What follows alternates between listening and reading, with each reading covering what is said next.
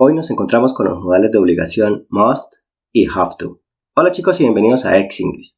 Empezaremos diciendo que estos dos verbos los aplicamos como en el español, ya que en el momento de la práctica no estamos pendientes del valor de la obligación que le damos a este, o cosas que no salen naturalmente cuando hablamos. Por ejemplo, él tiene que ir al médico. Tú no te detienes en medio de la conversación para pensar si debes usar have to o must, ya que los dos verbos nos sirven para expresar esa obligación. En tal caso, have to tiene como sentido o como fin la obligación y must tiene ese mismo sentido de obligación, pero con un rasgo de posibilidad en algunos casos. Iniciemos con have to. Este es un semimodal, a lo que nos conduce que necesita de auxiliares como do y does del presente simple, para las oraciones negativas e interrogativas. Recordemos algo antes. Does es un auxiliar y como tal tiene a cargo unos pronombres o sujetos en el presente simple. Estos son los de tercera persona singular, como he, she, it. Y do tiene a su cargo los pronombres I, we, they, you. Anexo a esto, en las oraciones afirmativas, el verbo have to cambia a has to para los pronombres he, she, it y have to para los pronombres I, we, they, you, generándose así dos grupos donde se manejan reglas diferentes. Para entender esto, haremos unos ejemplos. El primer ejemplo lo realizaremos con el pronombre he del primer grupo y we para el segundo grupo. En la forma afirmativa sería he has to work, él tiene que trabajar. En la negativa, he doesn't have to work.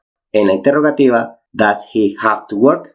Notemos las pequeñas diferencias en este ejemplo. Nosotros en la forma afirmativa utilizamos has. Ahí vemos el primer cambio debido a que estamos utilizando ese pronombre he de ese primer grupo. Además del auxiliar does que nos permite dejar ese verbo que acompaña a ese auxiliar en infinitivo y dándole un sentido a esa oración, manejando las reglas y las bases que tenemos del presente simple. Para el segundo ejemplo utilizaremos el pronombre we. We have to work. Nosotros tenemos que trabajar para esa forma afirmativa. En la negativa, we don't have to work. En la interrogativa, do we have to work? Este verbo have o este tema con este semimodal no solamente se puede utilizar en presente, también lo podemos usar en pasado y en futuro. Vamos con los ejemplos para que lo podamos entender. En la forma de pasado, afirmativo, he had to work. Él tuvo que trabajar. En la negativa, he didn't have to work. En la interrogativa, did he have to work? Puedes detectar que solo pasamos el verbo have a pasado en la forma afirmativa y el uso del auxiliar did para las oraciones negativas e interrogativas, ya que estos son las mismas reglas del pasado simple. También debemos recordar que el verbo en pasado no cambia para ningún pronombre y el auxiliar did se usa de igual manera para todos los pronombres en este caso. Ahora bien, en cuanto al futuro, necesitaremos del verbo auxiliar will. Si no recuerdas el tema de futuro, te dejaré el enlace en la descripción para que así lo puedas practicar y recordar. Para el ejemplo, vamos a utilizar el pronombre they. En la forma afirmativa quedaría they will have to work. Ellos tendrán que trabajar. En la negativa, they won't have to work. En la interrogativa, will they have to work? Debes notar las pequeñas diferencias, además de conocer los auxiliares que se necesitan para cambiar el tiempo correspondiente.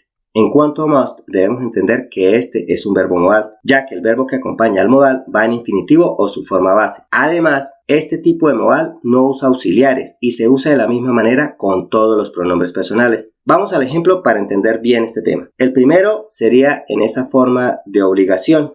We must go to the doctor. Nosotros debemos ir al médico. We mustn't go to the doctor. Nosotros no debemos ir al médico. Must we go to the doctor? ¿Debemos ir al médico? Fíjate en la forma de la obligación utilizando ese sentido o esa traducción de debo. Para el ejemplo de posibilidad sería en la forma afirmativa he must be at house. Él debe estar en casa. En la negativa he mustn't be at house. Él no debe estar en casa. En la interrogativa must he be at house. Él debe estar en casa.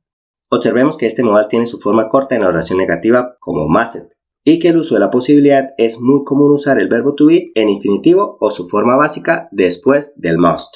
Para entender mejor este tema te dejaré unos ejercicios de práctica y así adquirirás una mejor comprensión de este tema. El primero, tú tienes que hacer ejercicio para mejorar tu salud.